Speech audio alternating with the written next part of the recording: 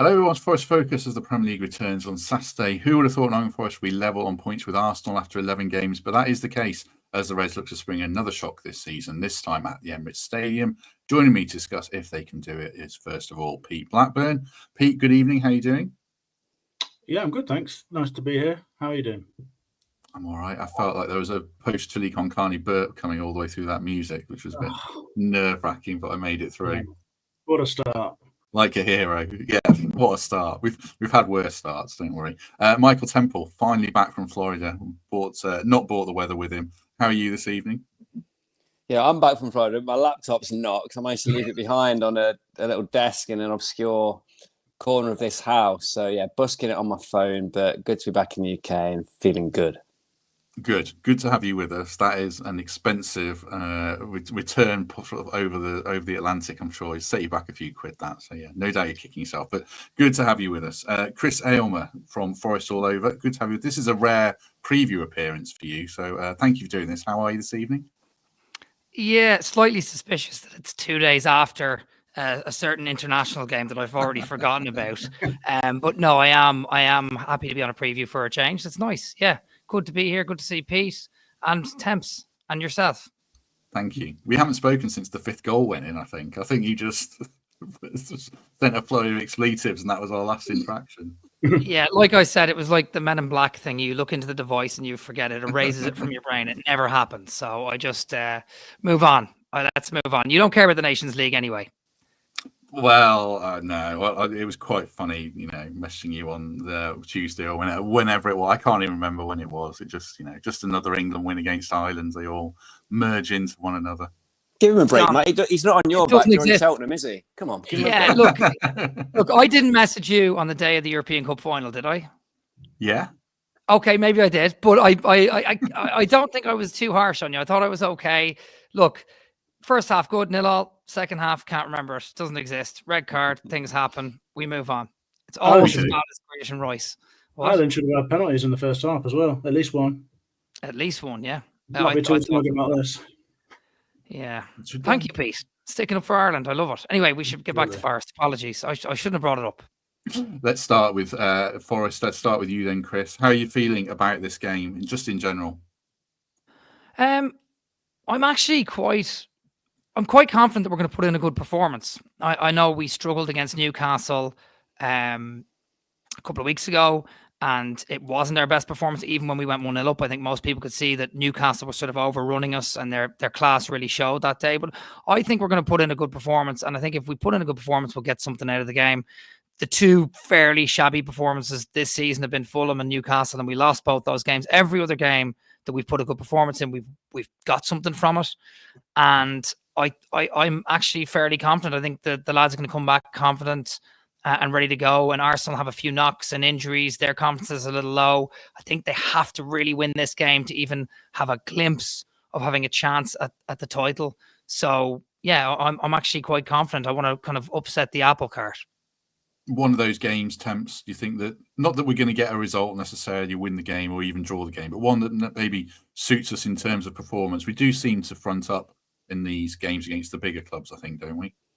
There's a few coming up, and I think there's an expectation out there. This is the period in the season where we're going to stabilise with these road trips, which look pretty daunting, but we found a way at Liverpool. Why can't we find a way now? We don't have to approach the games with that defensive mindset, trying to grab a point to avoid relegation. We're just not in that fight. So the mindset is very different. I respect Arsenal. I look back at some of their results. The Bournemouth loss was affected by the Saliba red card. I think their early season form in general has been affected by Odegaard missing. And I just don't know what kind of Arsenal side is going to turn up. They could easily play Rice, Saka and Odegaard, or omit all three. So I think it's one of those games where you can't really do too much scouting of the opposition. We've got to look within ourselves, and there's no punches to be pulled. We were poor against Newcastle, and I fully expect a reaction to that, as Chris said.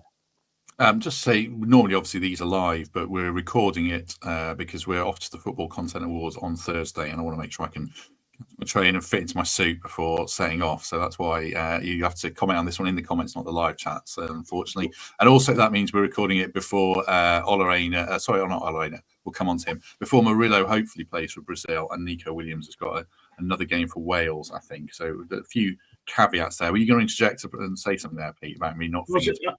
I was just going to ask what the plan is if you don't. Are you headed straight down to Savile Row, or what's the vibe? He's got his Paul Smith hoodie, hasn't he? Stick that on instead. He's dressed like Steve Cooper. I'm heading to Next at Foss Park to buy the cheapest pair of trousers I can find in the next size up, which has happened the last 3 times I think I've worn my suit over the last few years. Not that people will know I don't wear it very often, obviously, but yeah, that's what normally happens. How are you feeling about it, Pete? Just in general, coming off an international break, hopefully we've got players back. We don't know about Arsenal's fitness state, but how are you feeling about this one in general? Well, I must admit, I hadn't really thought about it at all until a couple of hours ago when you mentioned doing this. And I guess it's quite incredible to sort of take a step back, I suppose, and see us going into this game essentially as equals when it comes to the Premier League table after 11 odd games. Not only that, but I guess we're the form team of the two teams. And Temps touched on some of those Newcastle results and such like. I think they've gone 4 consecutive Premier League games without a win for the first time since April 2023, which is pretty incredible to think about, really. I think they picked up all 3 points in 21 of the previous 25 games before that run. So, yeah, it's an interesting one. There's some of their recent results mirror ours as well, I suppose, with the loss to Newcastle, the draw of Chelsea. I guess expectations and the pressures all with Arsenal going into this one, because people aren't going to be expecting an awful lot from Forest, even though we've had a good start to the season, and that gap is going to look pretty insurmountable for Arsenal if they don't get a result against us. So, I think it's a fascinating one. Hopefully, a little bit of a free hit for us, even if expectations have risen somewhat. But I think, as Chris and Temps have both said, this is a game that Forest can definitely get something out of if we're at our best. Firstly, I think Forest are a team that have traditionally upset the odds quite a lot since we've been in the Premier League. I don't think we've really ever followed a trajectory of the games that we should be winning and the games that we shouldn't be and such like. But now it feels like we're equipped to really do that in a different way. If that Forest backline perform as we know they can, they're very, very hard to get at.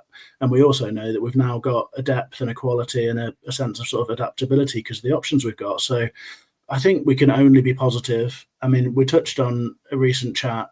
Are you sort of hopeful or do you have expectation? It's still hopeful for me, but I just think we've got the tools to go into these games and put in a good performance and get a good result if things land our way. So, this is just exciting, isn't it, to be here if you take a step back and think about where we are. Yeah, massively. When you look, I must admit, I didn't even realise we got the same number of points as them until I looked at the table. I just knew we were fifth. I didn't actually know how many they got. They're a bit of an interesting conundrum, Chris, aren't they, Arsenal? Because they're on TV so much. I've seen quite a lot of them, and you can look at them and think, they've been unlucky with injuries. They've had a lot of red cards. But also you look at them and think they don't look quite the same team they were last season, even when they got 11. So what do you make of them as an opponent? My brother's an Arsenal fan, and therefore I watch quite a bit of Arsenal. And so far this season, they have been unlucky with 3 red cards so far. But for the most part, that's something I don't know if it's that sort of fatigue of keeping the same standards that they've had to for the last 2 seasons. I mean, they brought the title to the last day last year against City, and they had to have colossal starts last season and the season before to even get ahead, to even get in the picture. And they haven't done that this season. And I wonder if that is playing on their mind. I know they've injuries and I know they've been unlucky in a couple of games, but some of their formations they play, sometimes it's 4-3-3, which is kind of their bread and butter. I've seen them play kind of a 4-4-2-ish thing against Man City. I noticed against Bournemouth, they were missing some players, but they played 4-2-3-1. They've mixed it up quite a lot this year. And whether that's due to injuries, discipline, just trying new things or failing to figure things out, it hasn't quite worked because, as you said, they are on the same amount of points as Forest. And it just hasn't really clicked for them this season. I don't fear them at all. And I think we should be gunning for them this weekend. Yeah. That's probably the most pertinent point, Temps, isn't it? Not fearing them, I think, because they've got. I know I was noting down about their players. Saka and Rice are out. I think Ben White's out. It sounds like he's had some surgery. Even if Saka and Rice play, which I think they probably will, and Odegaard's back, they're not 100%. They can't be. Do you feel like it might be a good time to play them, even with the caveat they're a really good side? Yeah, I think when you're reassimilating that number of players and you've got that number of guys who are 80, 85%, it's not an ideal thing, is it? Particularly when you've got a trip to Sporting on, I think they're playing Tuesday night in the Champions League, so they'll have half an eye on that. I don't know, school of thought that they'd prefer to start these boys and rest them rather than bench them and bring them on for a rescue mission if Forest is still in the game the last 25, 30 minutes. But I do have this suspicion that Odegaard, Saka and Rice will all start. And if they don't, there's others that can punish you too. I think Havertz is a slightly underrated player. Martinelli on Song has been one of the best wingers in the Premier League.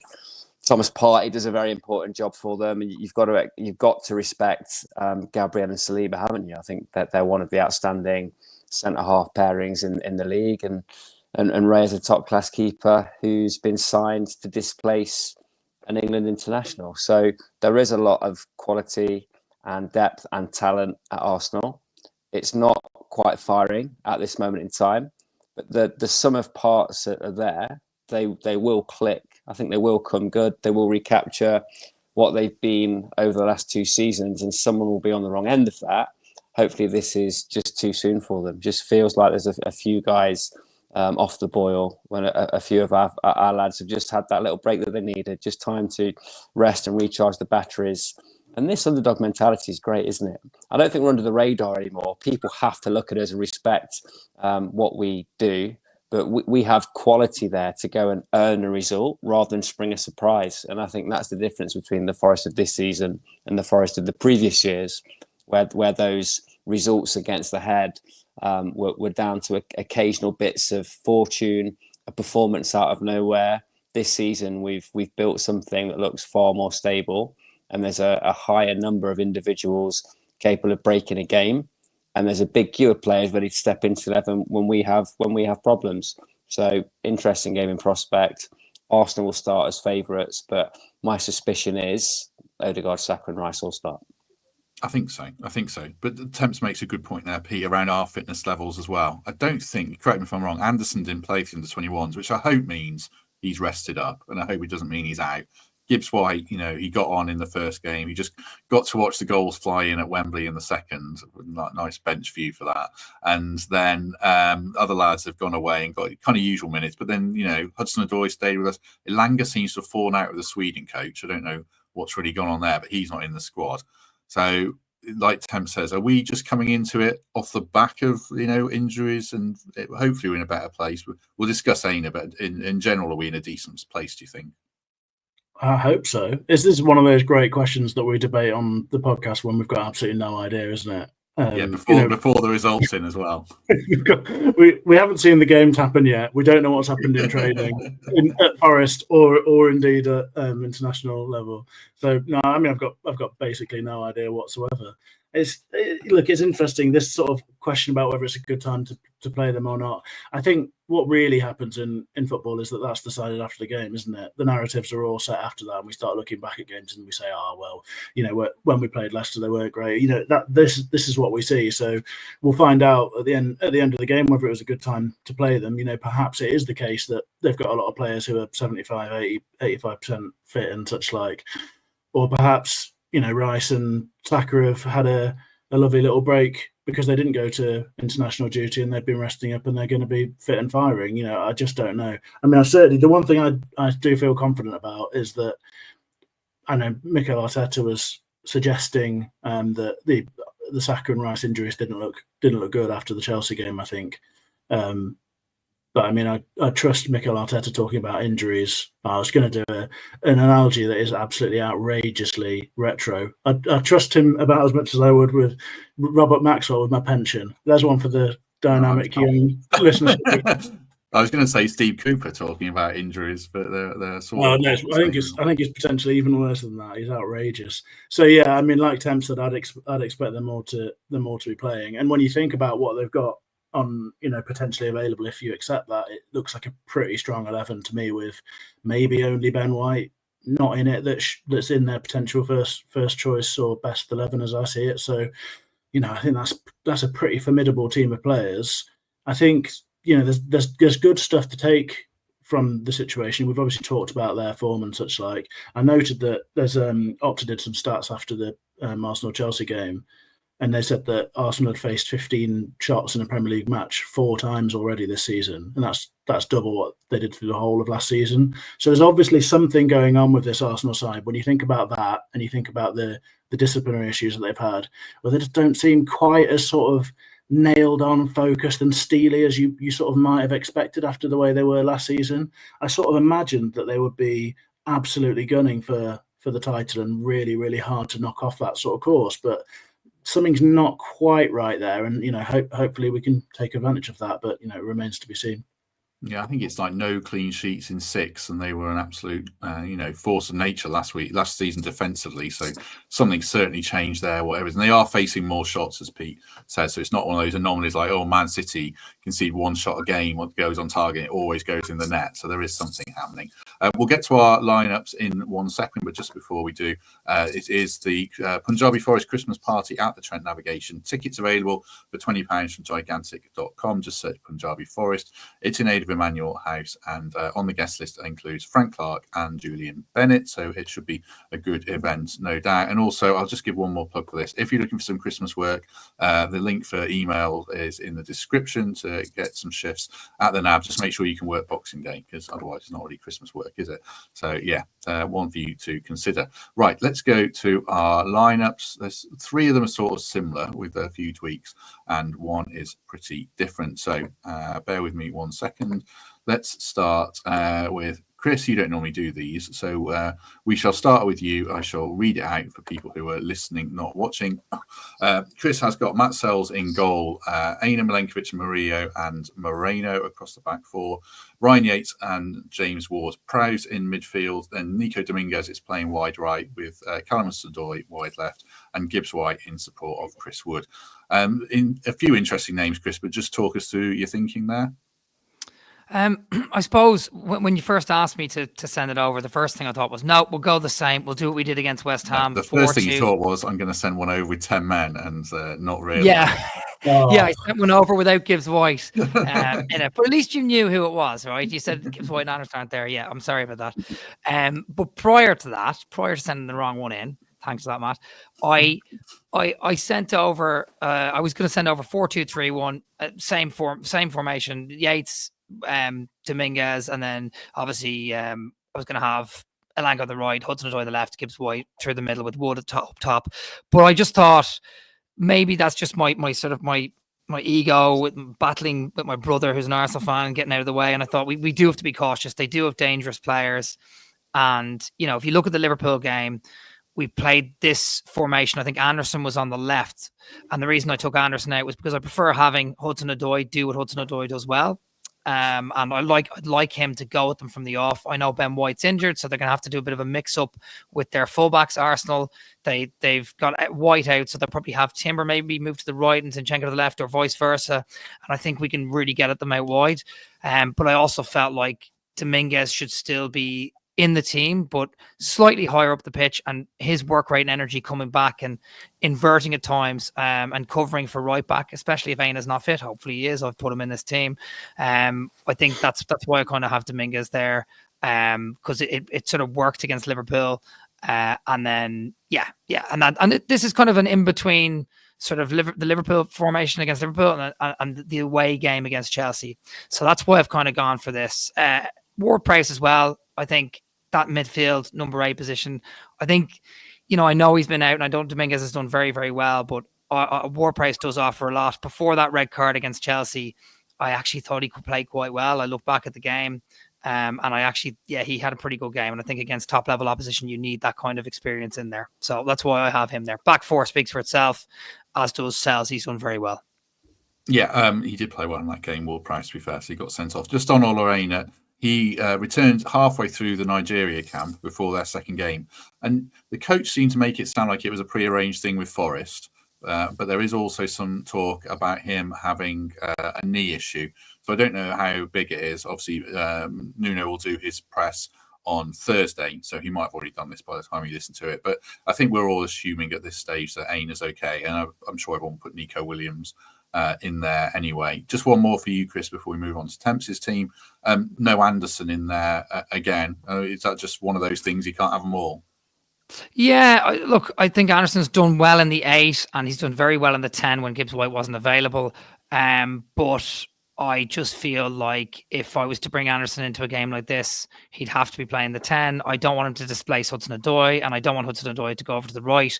And I feel like we just need Ward-Prowse back in there just for this game. And I know Dominguez and Anderson have actually been kind of better in the 8 than Ward-Prowse, but there was too many blocks to move around to get him in. Otherwise, I would have had him in. But I think he'll do well off the bench, and I just think this is what's going to work against Arsenal. Yeah, that's fair. The bench is obviously going to be massive. We focus so much on these starting 11s, but we always have to remember the impact of the bench, certainly. Let's go on to Temps's team because it's pretty similar. I'll just read it out. Same back 5. I won't read them out. Everyone knows what that is. Dominguez also on the right. Yates and Anderson in midfield. Hudson-Odoi on the left and Gibbs White in behind Chris Wood. And it's a 4-4-1-1, so a slightly different shape.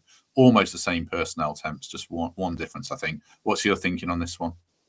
Yeah, I've preferred Anderson to Ward-Prowse. I just think he's slightly more dynamic in possession. Ward-Prowse is very structured. He's just fallen down the pecking order off the back of that decision that he made. And frankly, the emergence of Anderson, who, when he has been left out, has been extremely unlucky. I concur completely that you have to find a place for Dominguez. He's never going to be an out-and-out winger, but having watched him, we all understand why he's placed in that position in the pitch, because he defends from the front, very effective in timing when he flies out, and very structured when we're deeper and more compact. I think Hudson-Odoi just earns his place in any system now. And whilst we will still go to Arsenal trying to make the game shorter, trying to ensure we're still in things with 30, 40 minutes to go, he has to start because he carries such a threat, and he'll possibly be running at Timber or Calafiori, who are not the star players in the Arsenal side. I don't think he can be a stand on the full back, chalk on your boots winger in this game. I think there's a little bit of defensive structural work for him to do. Hence this subtle change in shape, in my eyes, to a 4-4-1-1. If Ain is injured, Nico comes in. But apart from that, I don't think there's too many surprises here. A word on Elanga, who I've left out on form. He's entitled to a bit of a blip. I think that type of player who tries things, who is attack-minded, who has blistering pace and is expected to take risk and get at his fullback at every opportunity, is going to have games where he hits and have games where he misses. As did Morgan Gibbs-White. He didn't have his best game against Newcastle, but he just carries such a threat and a creative spark when he's on one that I think he could click back into place. So Elanga, unlucky to miss out. Ward-Prowse left out deliberately. Had to keep a place for Callum Hudson-Odoi. And I think there are 7 automatic picks in that 11. Do you think there's a bit of a narrative around Elanga, Temps, that he's just having a bad season? Because I think that emerges with players, and there's a bit of a kind of a lag for that. They probably have to have 3 or 4 really good games for us to decide they're playing better. And I actually think Elanga's played quite well the last few games, but quite a few people after Newcastle said he'd had another bad game. I didn't quite see it that way. It's just, is his open play contributions not quite what they were last season at the moment, or is even that unfair? Elanga can't grab a game by the scruff of the neck in the way that Chris Cohen did in the past, or Morgan Gibbs-White can at times, or how leading Premiership midfielders do it, because his threat relies on him gaining possession in the final third. So he has to wait for the ball. He has to be in position. And it's very easy for him to drift out of a game and feel frustrated if the ball doesn't find him. We've seen times in the past where that's happened to Morgan Gibbs-White, and he's just dropped into the hole and picked the ball up deeper and tried to get things going, tried to find a rhythm. So for Elanga to play well, the team needs to play well. We need to be on the front foot. We need to be generating possession. We need to be transitioning from back to front quickly. And that's where we see the very best of him. So I don't think he's quite hit the standard of last season to this point, but he carries the same threat. He'll have a massive role to play. He'll be back in this side at some point. I just feel he misses out against Arsenal. Yeah, I think that happened for Brennan as well. You had to get him the ball in the right areas. It's happening to Brennan at Spurs now as well. Probably that's a fair point around those guys. Before we come on to Pete's team, I'll just do mine. It is a bit different. Hudson-Odoi is not an automatic starter in mine because he's not in it. I'll read it out and then I'll give my thoughts. Same back five. Yates and Ward-Prowse in front of those defenders. Then Dominguez and Anderson with Gibbs-White in support of Chris Wood. So it's sort of that box midfield. I'm maybe oversimplifying it because this is what we played at Liverpool and we won. And I kind of think maybe it can work again. Liverpool have got really good wingers in Saka and Martinelli. They've got a striker who drops deep in Havertz and want to make an extra man in midfield, as Isak did, as Diogo Jota did at Liverpool. So I think there's ways it can work. I mean, I'm sure these chaps are going to say there's a lack of pace in there. That's the one concern for it. I think that team would keep Arsenal at bay. I wonder how they would necessarily hurt them, because Dominguez has got legs and Gibbs-White's got legs, but there's no explosive pace. But it worked at Anfield, and then obviously the plan would be the same. 60, 70 minutes. You bring on Hudson-Odoi, you bring on Alanga as well potentially, and then if it's 0-0 or if it's only 1-0, the Arsenal crowd, as all the chaps have said, they have to win the game. So if we make them nervous and we're in it, then I feel like it's something we can exploit late in the game. So that's my thinking, and you're all welcome to pull it apart or ask any questions or comments. I think it's a thought that will cross Nuno's mind to repeat the trick that he sprang at Liverpool and to pack the pitch with structured, organised midfielders at the expense of attacking threat. I just think the whole squad and the team and the club is in a different position to where it was pre-match Liverpool, where there was no expectation and there wasn't this realisation that our back five can mix it with the top eight, that our striker has sustained his goal-scoring run and is second to Erling Haaland in the Premier League. And our midfield, despite a raft of injuries, suspensions, dips in form, has carried on churning out performances week after week after week. It's definitely crossed Nuno's mind. I just think the mindset of the collective is in a different place and we can afford to be a bit more front foot. Anyone else? No? Just one other thing I was thinking about it while Temple was talking. When we beat Arsenal at home, we just packed the centre of the pitch as well and frustrated them. And I don't know, they're not, again, I don't want to talk down about Arsenal because they're such a top team, but they don't like a particularly multi-dimensional team. And if they are, they're kind of scratching around this season a bit. Like Chris said, they play different formations. They were winning game after game after game last season in a pretty similar way of being defensively rock solid. And now that's not there. I wonder if we can just pack the middle of the pitch again and frustrate them. I don't know. Maybe I am oversimplifying it. I'm not sure. Right, let's move on to Pete's team and see what he thinks. This is the one that's got, for the first time, I think this season, Morato's in it with the back three. So it has Sells in goal, Milenkovic, Murillo and Morato making a back three, Aylmer and Moreno as wing backs, Yates and Dominguez in midfield, and then Anderson and Gibbs-White effectively playing as 2 10s in behind Chris Wood. So that is a bit different, Pete. So what's your thinking there? I guess some of my thoughts are similar to some of those that you had with your lineup. I guess it's always about balance, isn't it? And a balance between trying to utilise strengths that we have available to us and also respond to the opposition. And I take Temp's point from earlier that we're not entirely sure what the opposition is going to be. So there's a hint of a leap of faith in that. But there's a few reasons why I've gone for this. I mean, I must admit one of them is partly just because I thought it would be interesting to have a slightly different take on things. But I am actually sort of relatively convicted this would be a good approach. First reason, and this is a bit of a sort of niche thing, I just really like the idea of the 2 10s of Anderson and Gibbs-White, and it's been something that's been on my mind for a few weeks now, particularly having seen how well Anderson did when he came into the team. And I think there's so much to like about both of those players, and there's so many similarities in the way they're so industrious, they're so instinctive. I just think there's something there that could be the sort of basis of a really interesting alternate game plan for us. And particularly in this game, we've used this formation since our promotion to the Premier League on a few occasions, often against the sort of so-called bigger sides or teams that we perceive to be a decent threat.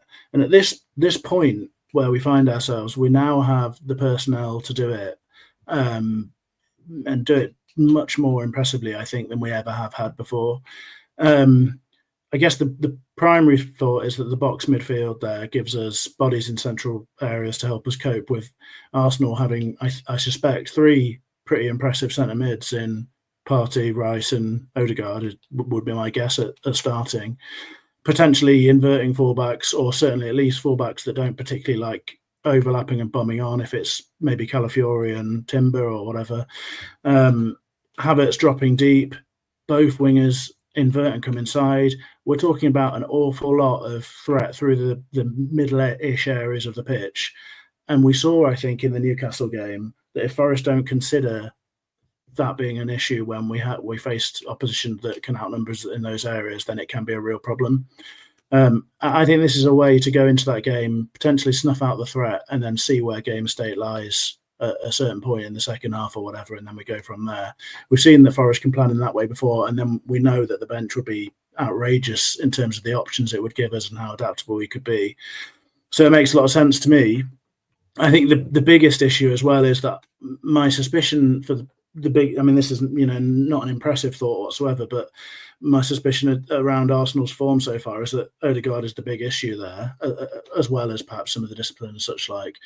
But from what I've seen of Arsenal this whole sort of Arteta period, it feels to me like the sort of triumvirate of Odegaard, Saka, and Ben White on that sort of right area in the sort of 3 twirling together is the drive behind so much of what they do. They seem to create an awful lot of Arsenal's moments between those 3 players and the way they link up.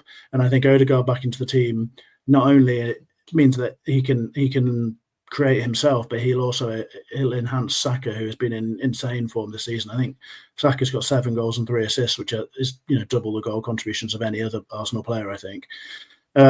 So for me, this gives us the blueprint to deal with that sort of threat from those areas, and particularly Saka, because you have Moreno, who we've seen do that job on Mohamed Salah, and hopefully, it's a big ask, but hopefully he can do something similar to Saka. He's got an insurance policy of Morata behind him, and he's got an absolute terrier in Dominguez, who can get in and around Odegaard and Saka and really match their energy in that that link up. We need someone to cover the ground there, I think. So that's why he's in for me. So I think it's taken some influences from that Liverpool blueprint, I guess, but it's a different system, and it also gives us a chance to focus on some of our strengths, even though often, granted, they have been, the pace and the guile out wide. But I think in Anderson and Gibbs-White, we've got a totally different threat that we can bring to a game, and I think it's a decent option for us. I'd like to see it in play.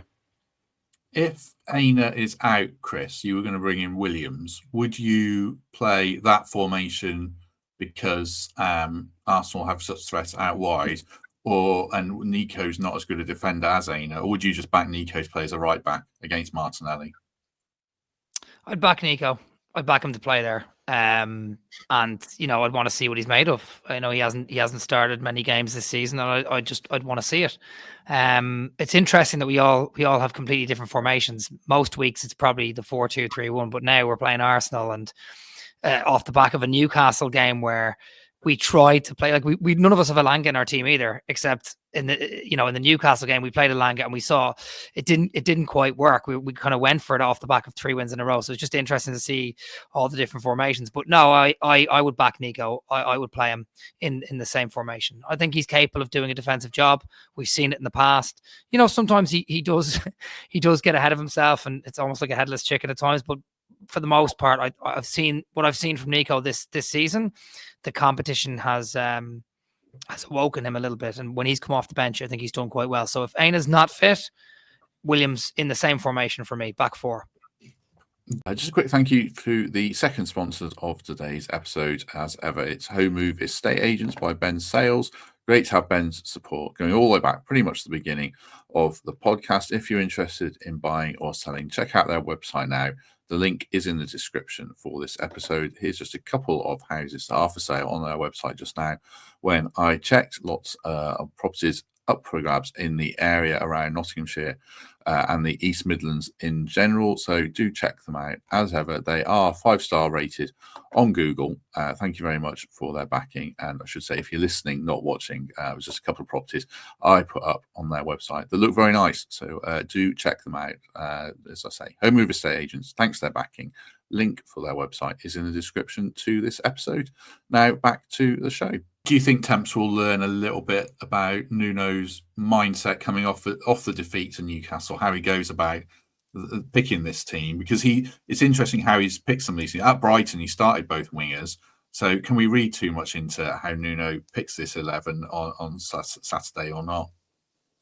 Yeah, because the way we go into a game with a plan to score as many goals as we can, we pick both wingers.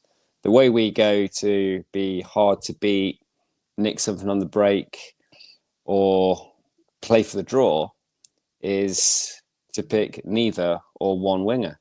So we'll learn an awful lot about Nuno's style. I think the influence he's on his team is twofold. We've evolved in an attacking sense through tactics and nous, and I think we've evolved in a defensive sense through really shrewd signings and team selection and structures.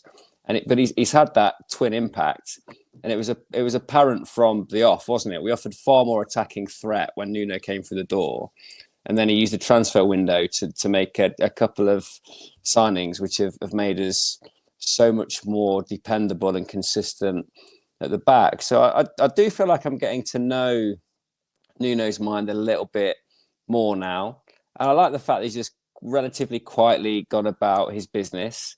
He's given respect to the previous manager, the previous regimes, but he hasn't addressed it directly. He hasn't tried to force punch in the air after a game or whatever. He's been himself and just quietly, diligently gone about improving a football team. And I think that's really impressive. And the mindset that he has now has to shift, doesn't it? Because he's not scrapping for survival.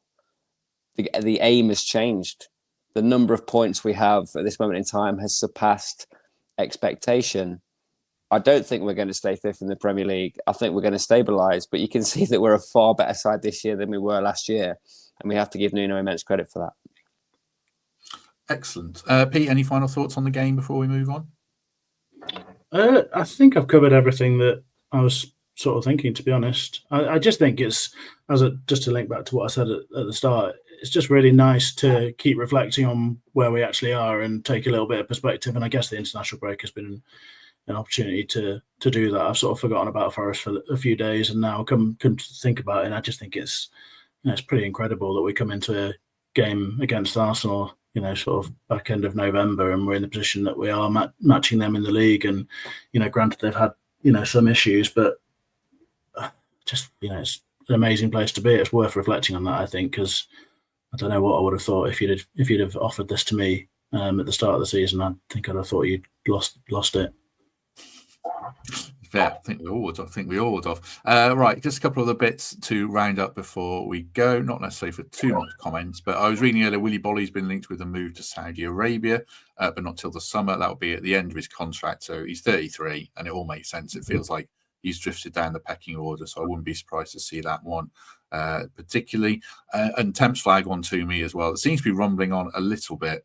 Evangelos Marinakis looking to buy Vasco da Gama in Brazil, also linked with Monza repeatedly in Serie A. It feels like the empire is expanding, Temps. You flagged it. I don't know what we could say about it. I mean, he is unerringly ambitious, isn't he? Yeah, we can only benefit from having a global network. We've seen the benefit of Olympiacos, even from a perspective of clearing a few players out. But it just means you've got eyes on the ground in different territories. Having an advantage in pulling boys out of Brazil has already paid dividends.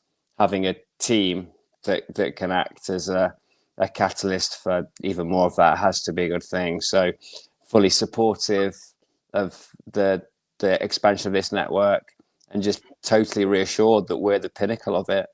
The transformation of this club under this ownership can be measured in league positions, and we've made more strides in that time than any other club. Has to be commended. Let's back the owner and celebrate the expansion of the empire. It's interesting. Just to think, tomorrow's podcast, just to give it a shameless plug, is with Chris Brass, who's Forest Pathways manager, who he talks in huge terms about the ambitions of the academy and how much things are changing. It's very detailed on how players are sent out on loan, where they go, why they go there, talking about the change in the B team, how they're playing everyone from Ajax to Accrington literally this season. So check that out. It's just the amount of depth they go into and how much research there is now around the average age of players, when they make their debuts, what position on the pitch those debuts tend to be, how many games players generally play by a certain age, and obviously a lot more individual kind of management programs and real in-depth stuff. So if you've got an interest in that, do check that out. And there's also been, again, shameless plug and blow my own trumpet. The Matt Ford episode was really good, I thought, and on Monday. And if you go back into last week, the one Duncan Barber did for us on the match day experience was also good stuff, I must say so. I can say that because I had nothing to do with it. Right, I think we'll probably start wrapping things up there. Pete Blackburn, any final thoughts, anything you want to say? No, nothing from me. Just looking forward to bagging a couple of awards on Thursday. Otherwise, all good. You can tell you're new to this podcast because this is the third year and we bagged 0 awards, and our previous guys having been shortlisted twice. So I don't know, maybe you'll bring a change of luck. I don't know. Look, if we don't get any legitimately, we'll have to mug someone for those. If we do win, someone's got to make a speech, and I don't want it to be me. So I was just going to say, are you making the speech in a big 3-piece suit up at the top? No, I mean Pete and Temps are both more eloquent than me, so I'll probably let them fight over who does it. Temps, you've won a few awards, haven't you, through Trent Bridge? You could do it. One or two. I'm just learning that there's a dress code. It's news to me that I need to get my suit out. You haven't told me where we're staying yet. I haven't had any kind of ticket. So I've just got a series of practical questions if everyone's got 15 minutes or so. You're staying 3 miles away from the venue, so it's a nice little walk for you. Yeah, we're staying a 20-minute drive away. I didn't realise that.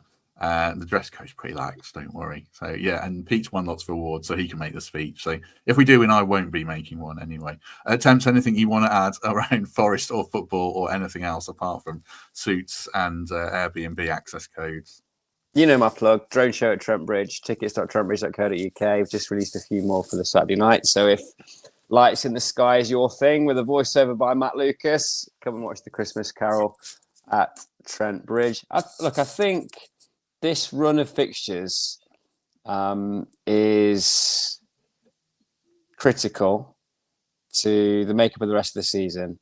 We've got Ipswich amongst 3 of the toughest road trips you're going to have in the Premier League. We've had a fantastic run to this point to bloody some noses, defy some odds, and establish ourselves in the manner that we have. So come what may, the fixture computer will be kinder to us after this little period, and let's just get behind the boys and try and get something from a run of games which on paper looks particularly tough.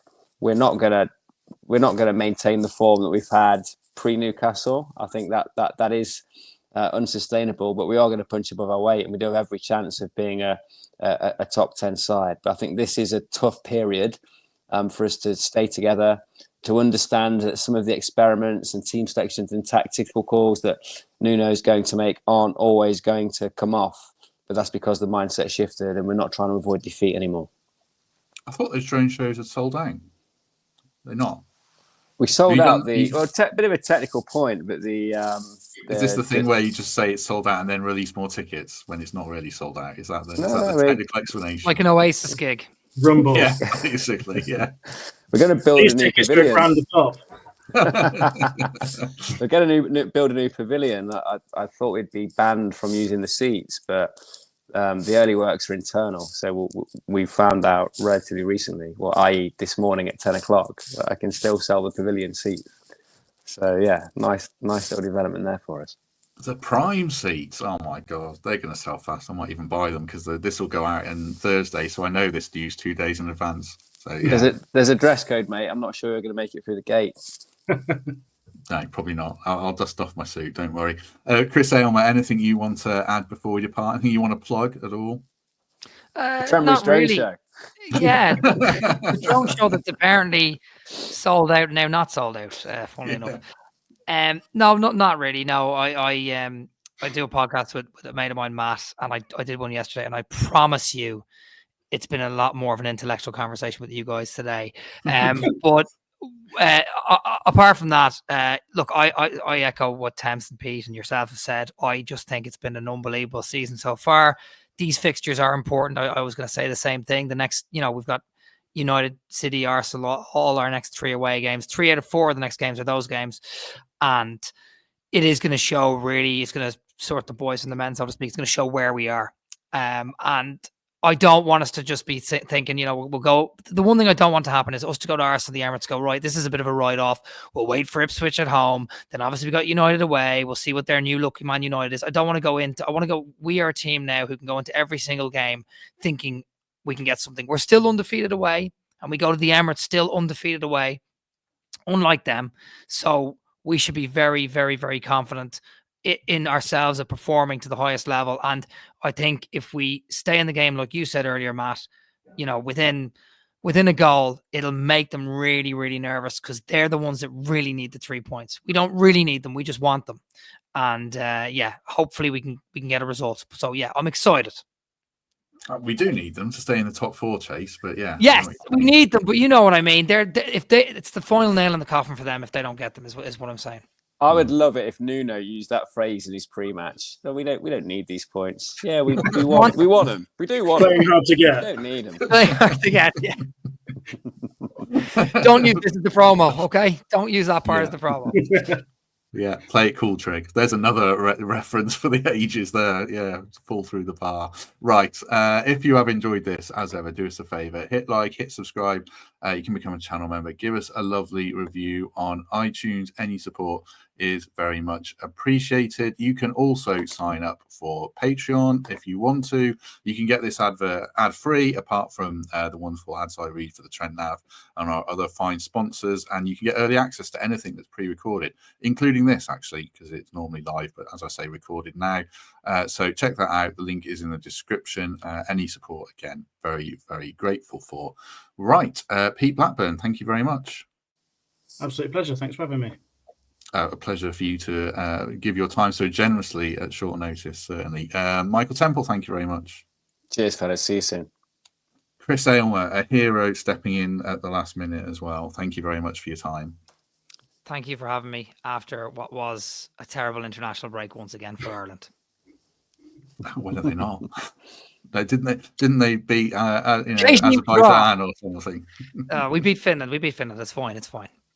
Sorry, you can beat San Marino next. Are they in your group? I'll be back for the next competition that you guys lose in the final. I'll be back. I'm being respectfully quiet.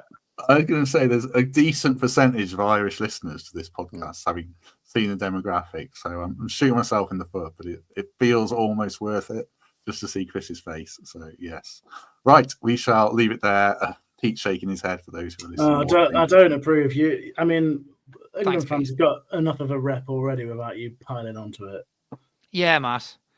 Yeah. Surprised he's not got a Burberry cap on and some Stone Island jacket and he's throwing bottles across the screen on Matt Davies. I'm pretty sure I saw him with his rear end out on the roof of one of the buildings on Wembley Way when I was there for the Euros final, actually. With a firework, yeah. I think he chucked a Canastella at me. I'll save that for Thursday. Right, we shall leave it there. Have a good day, everyone. And if we don't see you tomorrow, then hopefully we shall see you soon.